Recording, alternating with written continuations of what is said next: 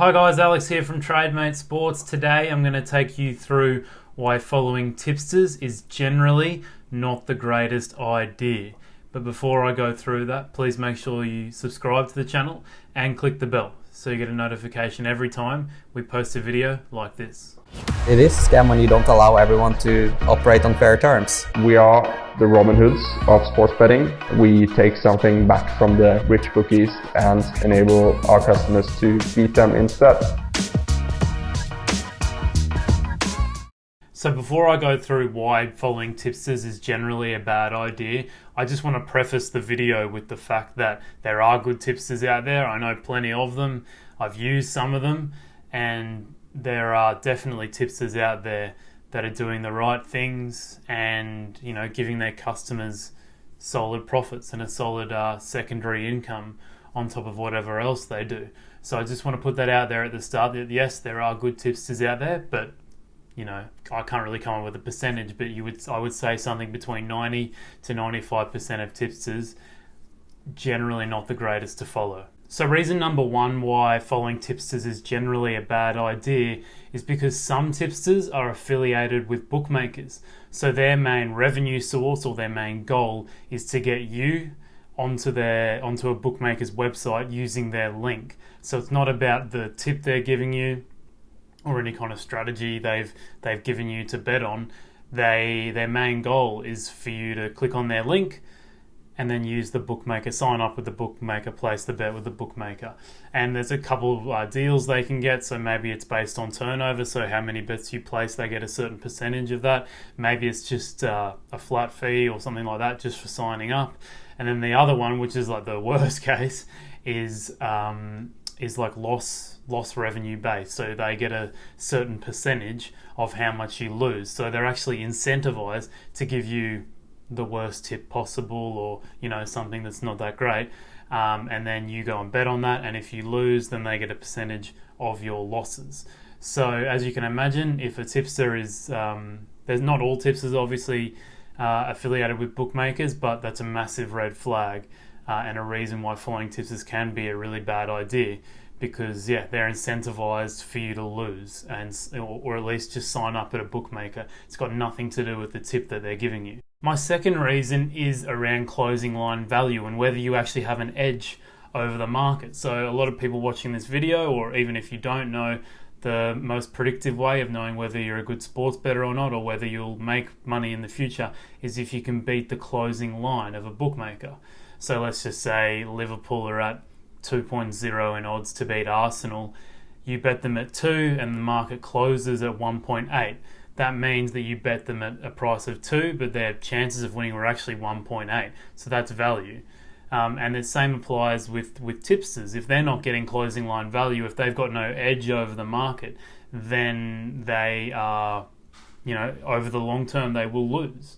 And so I wanted to take you over to my screen actually and show you how even if you're not beating the market, even if you have no edge at all over the market and you're just, you know, randomly, you know, shooting out picks for certain games or whatever with no strategy, you don't care, you just willy-nilly pick some tips, how you can actually, you know, be a winner. And even if you have no idea about football or rugby or basketball, all these kind of sports, how you can actually make money having no idea about sports and just picking a tip at random. So I'll show you what I mean over on my screen here. So what I'm going to use here is a betting simulator. This is a website called Sports Betting Calcs. We've got no affiliation with them, but it's just a really handy tool to have.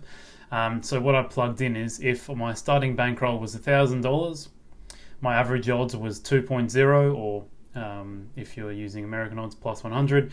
If I have a losing strategy, so I know that like I've got no edge over the market, I actually I'm expected to lose 5% over time. Let's say that it's just over 50 bets. Every time I stake 2% of my bankroll, so $20. And let's simulate that and see what are the chances of losing at the end, what are the chances, and then obviously we'll be able to figure out what the chances of winning are after that. So, as you can see here, we can simulate it a couple times just so we can get some pretty solid results here. You can kind of see that it's kind of hovering around that 68 to 69, 70% mark. So after 50 bets, you have with this ROI here, negative 5% ROI, there's actually a 30% chance, let's just say, that you'll be winning at the end. So not the biggest chance, but still a decent chance of winning at the end. Let's say if you've done 50 bets. Now it goes up a little bit more. So now you've kind of got a 73% chance of winning after 100 bets. Of losing. Let's go up to 300.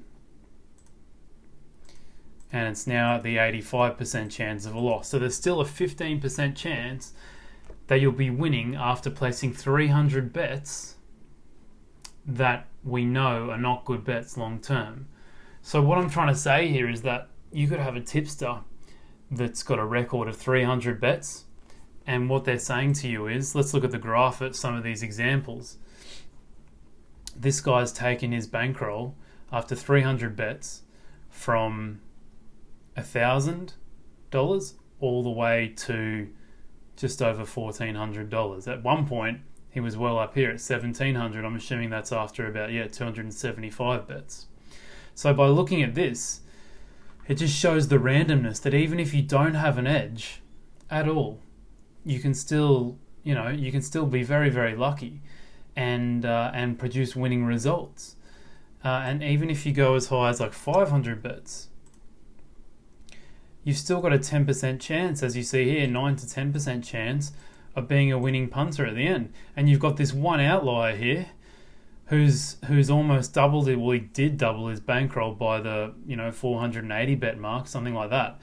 And so you've got someone out there that's advertising to you that they've got this huge winning record, when really they're over the long term, they will lose because they've got that negative expected ROI. They've got a negative 5% edge on the market. The problem is that these tipsters will eventually get caught out because sample size is their worst enemy. So let's just say they eventually get to the point where they've got 2,000 bets and the chances of loss at the end are 99%. So by that point, they'll be gone and you'll never see them again. Moving on to reason 3, and this one is more based around even if you do have a good tipster, it's really hard to get the price that they quote, because by the time that people figure out this guy's actually quite good, you might lose out on the price. They'll build this big audience, and you've got to be really quick. As soon as they give that tip out, you've got to place it straight away, or else you'll miss out on the price. And as we've mentioned many a times before, the price is the most important part. You need to get the price they quote, which they think is the tip. That's the bet that they like. If you're betting, well below that price, then it hasn't got any expected value, and over time you will lose with that tipster. So this is another reason why following tipsters can be a bit dodgy, in the fact that even if you have a good one, the price is the main thing, and if you can't get the price, it's no use at all. Reason number 4, and this is kind of an obvious one, I don't need to go into too deep with this one, but falsifying their results. So, there'll be tipsters on Twitter, whether they be free or not, and, they'll post up a result. If it loses, they'll delete the tweet. So if you've never followed that tipster before, they can go and delete the page. You go through their profile and all you'll see is winning bets. So that's a very easy way a very obvious reason as to why following tipsters can be very dodgy, is that they're just completely falsifying their results. And I guess a way to tell whether they're falsifying their results is if they post losers, because everyone knows, doesn't matter how good you are, everyone loses. So if they give you a record where it's just 100% wins, like, it's obviously complete crap. Reason number 5, and this is the case for all tipsters and all sports bettors, all professional sports bettors out there, is that edges don't last forever.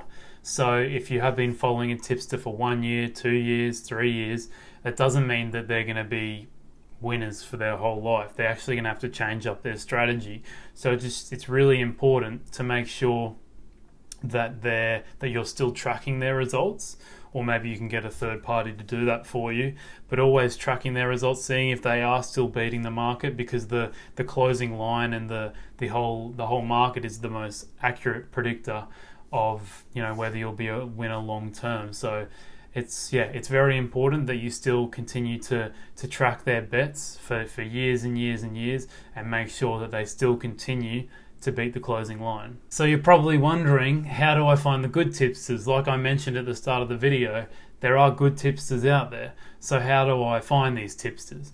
Well, I think there's overall probably two solutions to this. One, do it by yourself. Lots of research, tons of research. It'll take you probably a little bit of time, but you need to really dig into the past of tipsters, I guess. Look into all of their results. Did they beat the closing line?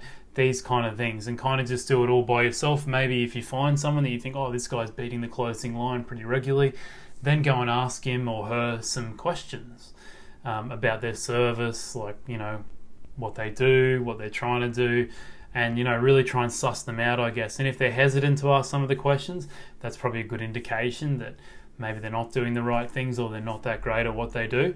So that's one thing that you could do it all by yourself and just do a ton of research. And I mean like a decent bit of research. You can't just follow someone willy-nilly. And the second thing you could do is follow an independent verification site like Smart Betting Club. We've had them on our podcast before. So what they do is they verify tipsters independently. So tipsters will send them their record, and they'll independently verify their record, whether they're legit, look at some certain simulations, kind of similar to what I've done here today, and give you guys some feedback on whether they're a good tipster to follow, etc., whether they're beating the market and whether they'll be profitable long term. So there's two solutions or two ways you guys can find out whether a tipster is good or bad. That's all I've got for you today, guys. Thanks for watching. Please give the video a like if you enjoyed the video. Hopefully you got some good information around, if you should follow a tipster or not, and why they're generally a bad idea. And also please subscribe to our channel. Cheers, guys.